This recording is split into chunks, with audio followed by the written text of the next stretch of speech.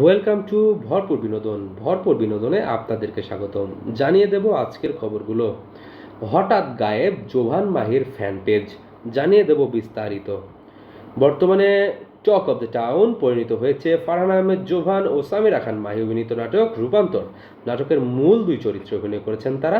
নাটকটি নিয়ে রীতিমতো সমালোচনা ঝড় উঠেছে নেট দুনিয়ায়। এসবের মাঝে হঠাৎ উধাও হয়ে গেল জোভান মাহির ফ্যান পেজ।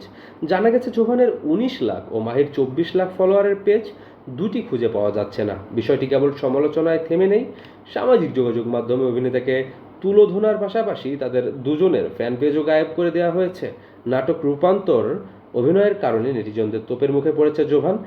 সেই সমালোচনার আঁচড় লেগেছে মাহির গায়েও, কারণ তিনিও এতে অভিনয় করেছেন। ফলে বাধ্য হয়ে ইউটিউব থেকে সরিয়ে নেওয়া হয়েছে রূপান্তর নাটকটি। সম্প্রতি দেশের একটি গণমাধ্যমে বিষয়টি নিয়ে কথা বলেছেন জোভান। তিনি বলেন, আমি বুঝতে পারছি না নাটকটি নিয়ে কেন এত সমালোচনা। নাটকটি ভিউ ৯০,০০০ হয়েছিল, কিন্তু বাকি মানুষ তো দেখেইনি।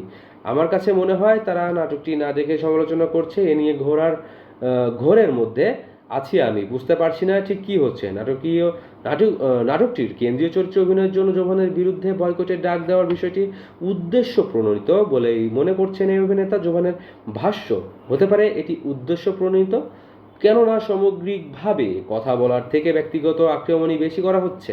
তিনি আরও বলেন, দর্শক যেহেতু পছন্দ করছে না, তাহলে এমন চরিত্রে আর কাজ করা যাবে না। এরপর থেকে এসব করব না আর।